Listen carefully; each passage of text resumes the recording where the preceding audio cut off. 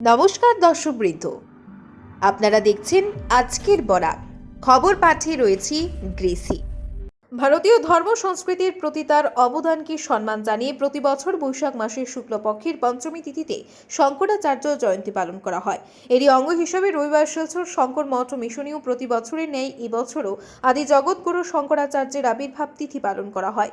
এদিন সকাল থেকে আদিগুরু শঙ্করাচার্যের জীবনী পাঠ, গীতা পাঠ, ভক্তিমূলক সঙ্গীত পরিবেশন, দুপুরে উপস্থিত ভক্তদের মধ্যে মহাপ্রসাদ বিতরণ সহ আরও ধর্মীয় কার্যসূচির মাধ্যমে দিবসটি পালন করা হয়। জগৎগুরু আদি শঙ্করাচার্যের প্রতিকৃতিতে মাল্যদান, পুষ্পার্ঘ্য নিবেদন করেন শিলচর শঙ্কর মঠ ও মিশনের কর্মদক্ষ শ্রীমৎ বিজ্ঞানানন্দ ব্রহ্মচারী মহারাজ। দিনভর নানা ধর্মীয় অনুষ্ঠানের আয়োজন করা হয়। এদিন অন্যান্যদের মধ্যে সহযোগিতায় ছিলেন শ্রীমৎ রামেশ্বরানন্দ ব্রহ্মচারী মহারাজ, রামদেবনাথ, বিপ্লব দে, সুমন মিত্র, রূপন মিত্র, কাবুল মিত্র, নিউটন মিত্র, ছোটন দে, রাকেশ মিত্র, অমল বণিক, বরুণ দে, শঙ্কর দত্ত, প্রণব দত্ত, শিখা দে, রেণুবালা চৌধুরী, বিউটি দে, তুলি দাস, পিয়ালি পাল প্রমুখ।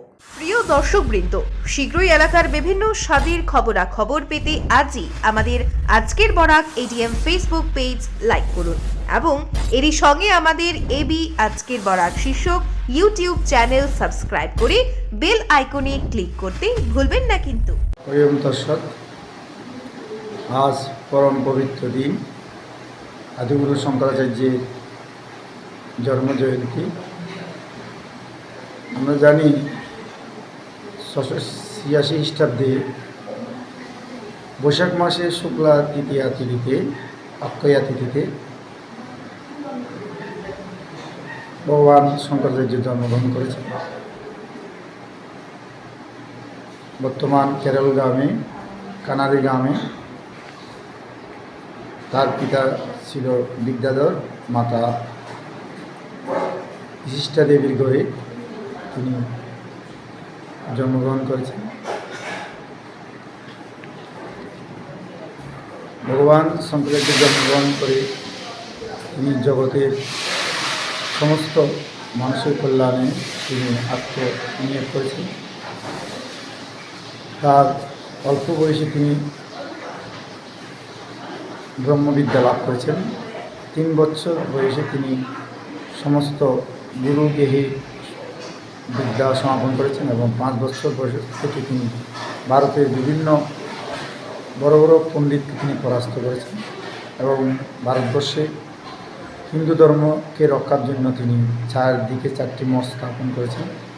গোবর্ধন মঠ, সিংড়ি মঠ, যোশী মঠ এবং সারদা মঠ, 4টি মঠ স্থাপন করে তিনি 10 নামী সম্প্রদায়ের সৃষ্টি করে সমস্ত ভারত এবং সনাতন হিন্দুকে রক্ষা করার জন্য তিনি আপ্রাণ চেষ্টা করেছেন এবং বিভিন্ন বাহ্যিক ধর্মের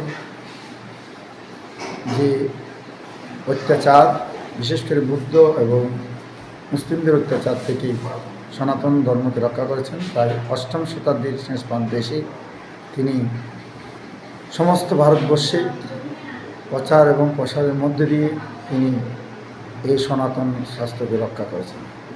আজকে এই বিরল মহাপুরুষের জন্মতিথি, এই তিথি উপলক্ষে আমরা সংক্রমণ মিশন বিভিন্ন দেশ এবং বিদেশে ওনার জন্মতিথি পালন করছি।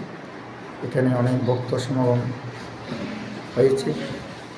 আমরা এই আচার্য শঙ্করের জন্মতিথিকে সার্থক করার জন্য ওনার রচিত বিভিন্ন স্তোত্র, বিভিন্ন গ্রন্থগুলো আমরা আজকে পাঠ করছি। উনি বলেছেন, ব্রহ্মসত্য জগৎ মিথ্যা, এই জগৎ সংসার মিথ্য, ভগবানই একমাত্র সত্য, পরম ব্রহ্ম একমাত্র সত্য। এই সত্যকে লাভ করার জন্য সকলকে তিনি উদ্বুদ্ধ করেছেন। সত্যমেব জয়ত, সত্যের অনুসন্ধান করার জন্য সকলকে তিনি প্রেরণা যোগাইছেন।